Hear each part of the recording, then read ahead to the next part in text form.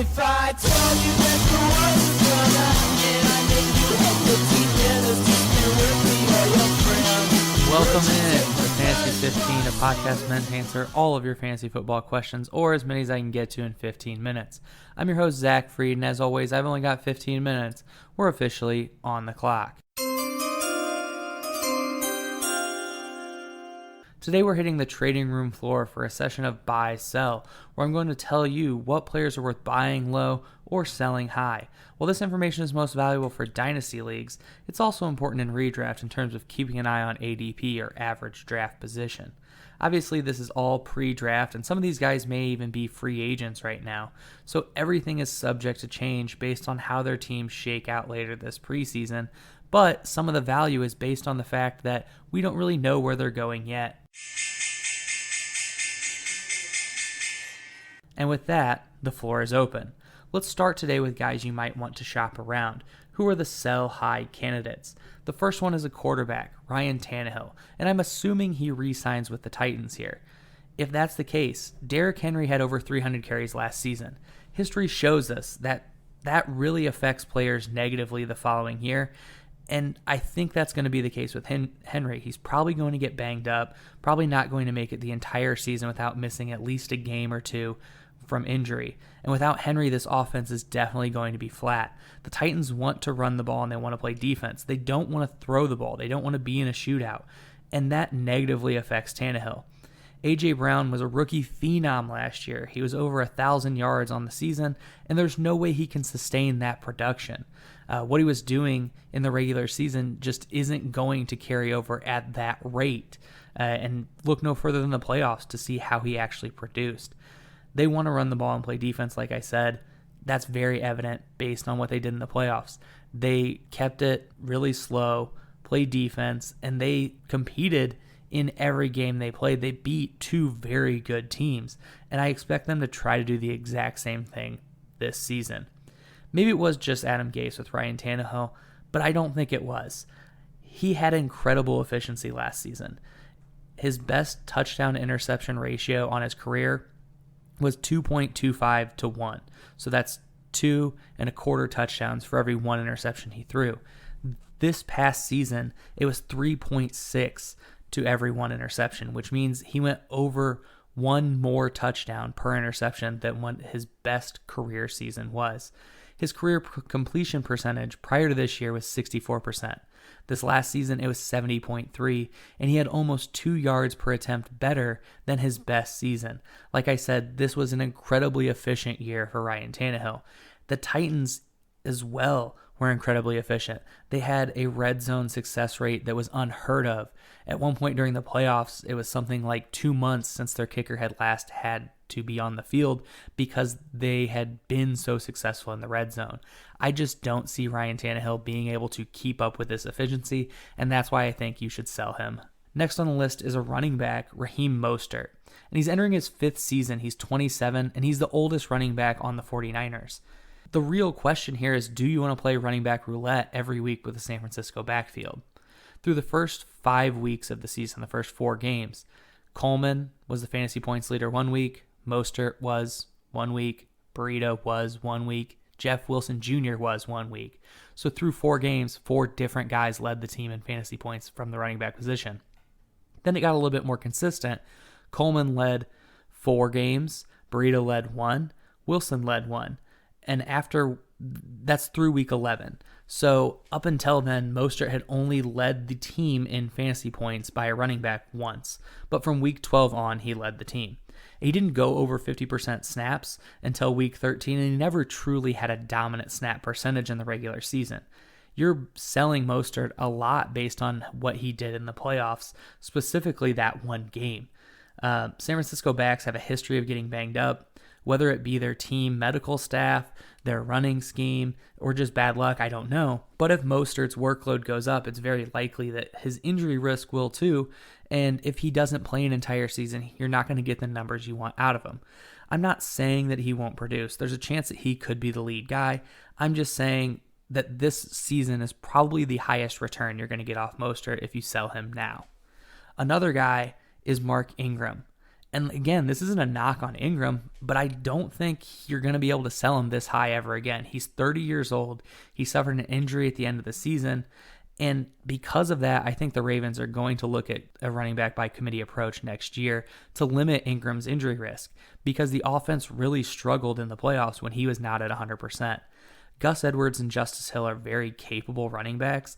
They can handle a workload. A lot of analysts seem to think that Hill is going to take a lot of the third down responsibilities. For Ingram, last season was the second most rushing touchdowns of his career, the second highest yards per carry of his career, the third most yards of his career, and he had 5 receiving touchdowns, which is the most of his career. So he had career level numbers at 30 years old, which is just unheard of at the running back position.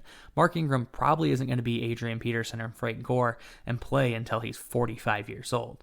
The Ravens offense will most likely suffer some regression as well, because they were very efficient. They were very good. There's no way that they can repeat that. It's just not heard of.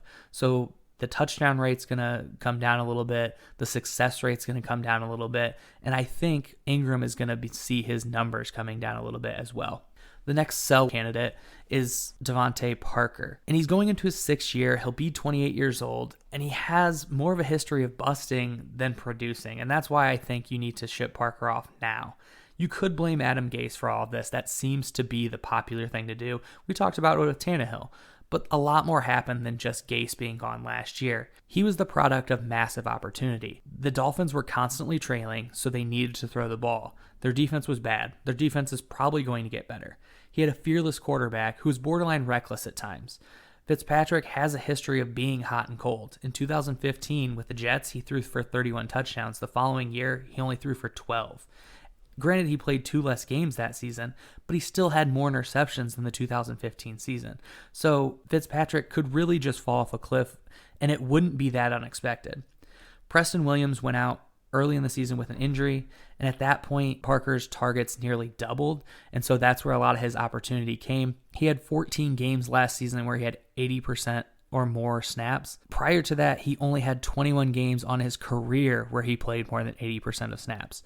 So Parker was on the field a lot more than he had ever been. He had a lot more targets than he had ever seen, and he was just in the perfect situation. I don't think he'll ever be able to produce at this high level again. It'd be great if he does. This is what the Dolphins drafted him for. I just don't think he can do it, and because of that, I would try to sell him now. Now that you know who should be moving, let's talk about who you should be trying to target, who you should be trying to get, who are the guys you need to be buying. Obviously, second-year quarterbacks. We look at the history of the league. Pat Mahomes in his second year blew up. Lamar Jackson in his second year blew up. Kyler Murray is the obvious one. I'm not going to spend a bunch of time talking about him because everyone's talking about him. I want to talk about someone else. I'm going to read you 2 stat lines. Quarterback 1, 64.4% completion percentage, 6.9 yards per pass attempt, 1.6 to 1 touchdown to interception ratio, 544 rushing yards. Quarterback 2, 60.6% completion percentage, so a little bit worse. 7 yards per pass attempt, so a little bit better. 3.5 to 1 touchdown to interception ratio, so almost 2 touchdowns per interception better. 344 rushing yards, so 200 yards less. Quarterback 1 was Kyler Murray, a guy that everybody is in love with. Quarterback 2 was Gardner Minshew, and Minshew only played 14 games. I don't know how you can look at those numbers and compare them to Murray and not see a guy that has massive opportunity to produce. While Murray certainly has the rushing upside, he's got a little bit better floor because of that. Minshew is kind of like Rodgers or Mahomes because he can run if he needs to. I mean, he had 344 rushing yards.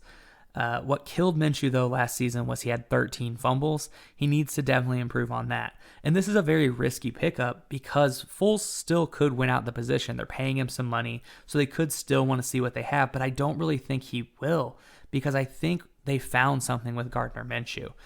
He's coming from Washington State with Mike Leach. His football IQ is just incredible. He's joined this season by Jay Gruden and Ben McAdoo, and I know that sounds funny that I'm talking about these 2 guys who are unsuccessful as head coaches, but a lot of times you see a guy who struggles as a head coach go back into being a coordinator, go back into being a position coach, something they're more comfortable with, and they really flourish. And I hope that that's what's going to happen in Jacksonville this year. And if nothing else with Minshew, you got a guy with a rockin' mustache that you can just kind of laugh about that he's on your roster. I expect big things from him, and you can get him for next to nothing at this point. I already have bought into him this offseason, and I think it's a great investment. The next guy I want to talk about is James Conner. He's only 24 years old. He's 1 year removed from a top 10 performance. This past season, he never got healthy, and this is a risky move because of his shoulder. It seemed like it never really healed. Every time he got hit the wrong way, he was just done and really out for the game, and that killed you. And that's why in a dynasty league, the owner of James Conner is probably willing to sell him, because he hurt that team, because he played and then just left the game. But the fact of the matter is Pittsburgh doesn't use a running back by committee. Tomlin doesn't do it. Conner's going to be the guy until he can't do it anymore. And there is a worry that Jalen Samuels is going to take some receiving work, and he might, but his totals last year were mostly because Conner was out and because they had a quarterback playing that didn't really push the ball downfield. They didn't trust to do much downfield. And so there were a lot of receptions coming from the running back position. The Steelers have the ability to win with defense, which means they usually aren't going to be game scripted out of running the ball. And even if they are, Conner is a good receiving back. And I see the Steelers as a team with Ben Roethlisberger coming back that can take a jump offensively from where they were last season and be a lock to make the playoffs. The next running back I want to talk about is Chase Edmonds. Now, this is pretty risky, but I think it makes sense.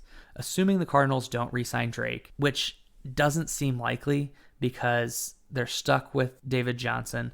If they sign Drake, that will give the Cardinals the highest paid backfield in the league, and that's not really something you want, because the more you're putting money into your running backs, typically the less return you see from that. So I don't see them signing Drake, and they're stuck then with David Johnson and Chase Edmonds, and David Johnson looked kind of washed up last season, and so they're not going to cut him. No one's going to trade for him. They're just kind of stuck with him, but that leaves a vacuum in the backfield, and I think Chase Edmonds can fill that vacuum. He had 3 games last season that showed flashes of brilliance. The Cardinals wanted to establish the run, and they finally did late in the season. And I think Edmonds just fits the system better than David Johnson does.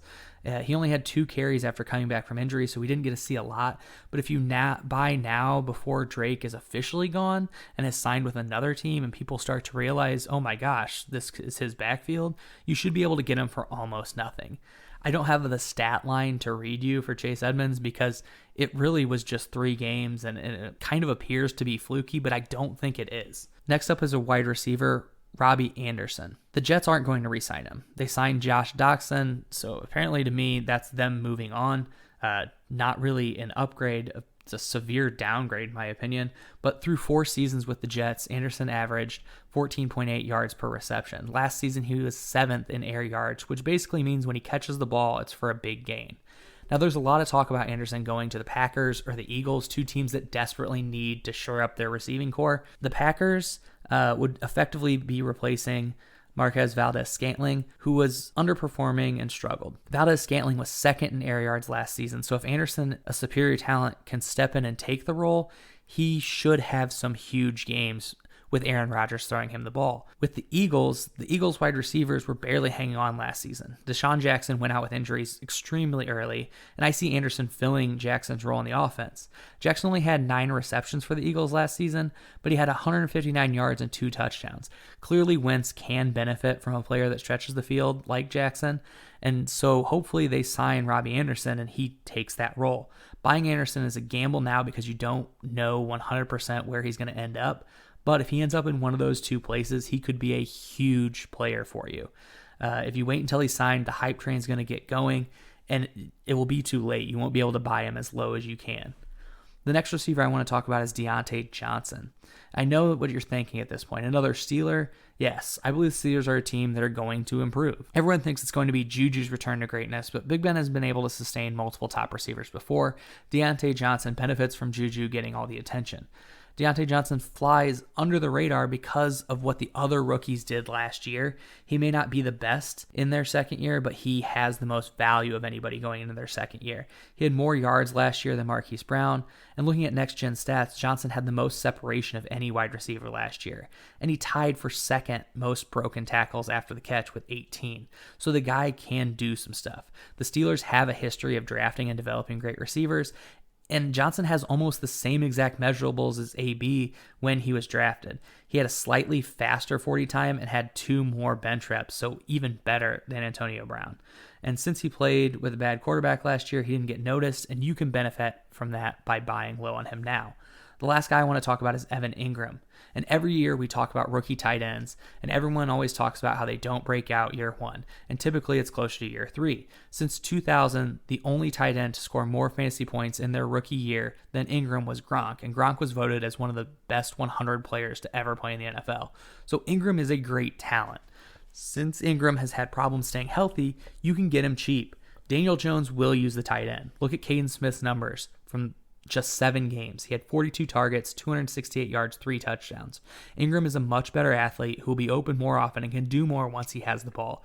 Ingram is definitely worth buying because if he stays healthy, he's a lock at a top 5 tight end. That's all the time we have for today. Thanks for joining me. Please subscribe, comment, rate, review, share, scream from the rooftops to spread the word about this podcast, and be sure to follow me on Twitter at Fantasy15. That's Fantasy, ONEFIVE, on Facebook at facebook.com/Fantasy15, and email any questions to Fantasy15 at gmail.com. Thanks for listening. See you next week.